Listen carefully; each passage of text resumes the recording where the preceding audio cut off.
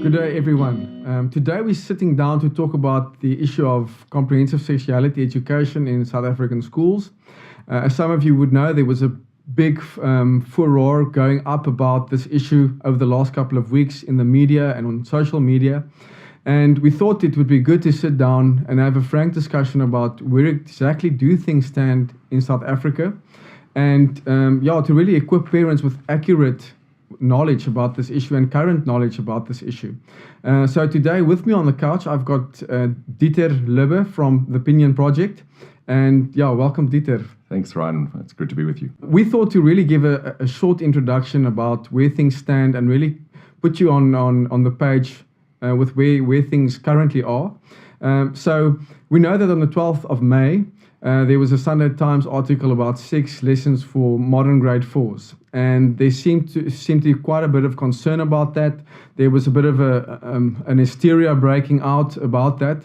And I think there's good cause for it, because the content that was shared was quite concerning. And we appreciate that the Department of Education has a very, very difficult job on their hands. I think any person that is alive to what's happening in the country, sure, alive to teenage pregnancy, alive to the HIV pandemic, this is a very, very difficult situation. So the need here is not to get distracted and to get sort of adversarial with the department. What we're really calling for here is understanding and engagement. And so Ryan, talk us through where to from here. What do we know about comprehensive sexuality education? Okay, on the international stage, there's a lot of criticism, there's a lot of concern about what it actually causes, right?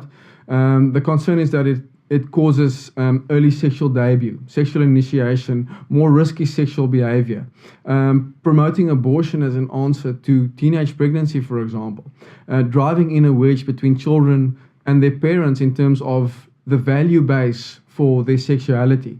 Those are real concerns.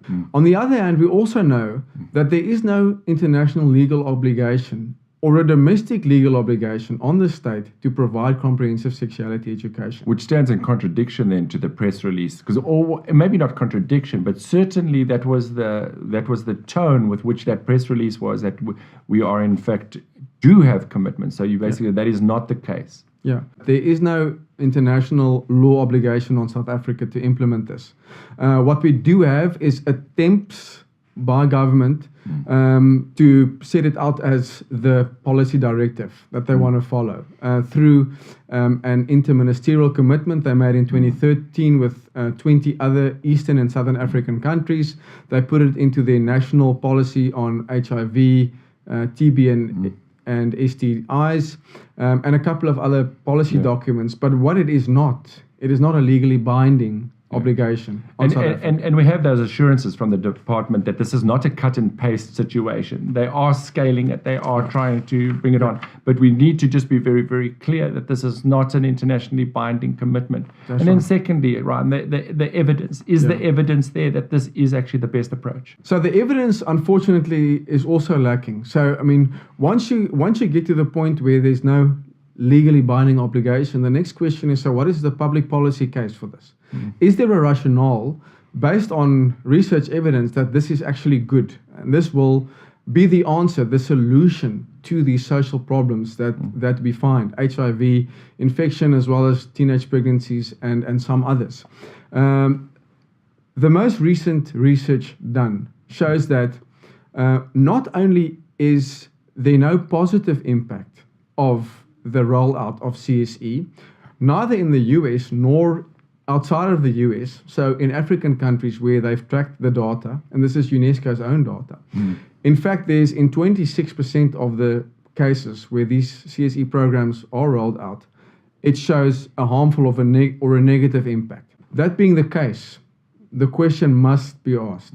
If there's no legal obligation, if there's no policy basis and evidence base for it, then what exactly is the driving force behind this? What is the rationale? And it's not just pie in the sky, because the manuals are pretty much printed and signed off by the minister. So correct. So if both of those things are true, where to from here?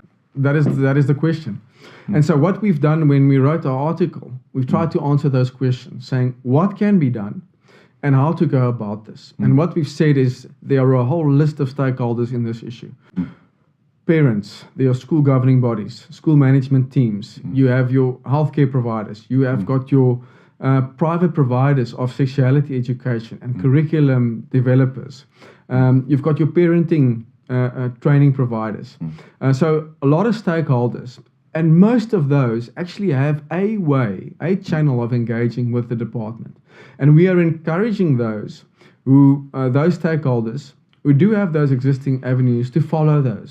So we're saying use that, and at the same time we're saying what you need to be asking for is information. Yeah. So transparency, really. The what to do about this is there's 6 months before this goes into countrywide implementation, and parents still don't know what's going to be taught to their children. That's right. So it's time for the department to make this information publicly available, have proper public participation, engagement, not only to inform of what will happen, but give parents an opportunity to actually influence the content. And it's really, I think from our side, it's really the word that we want to put into your minds is that this is all about informed consent.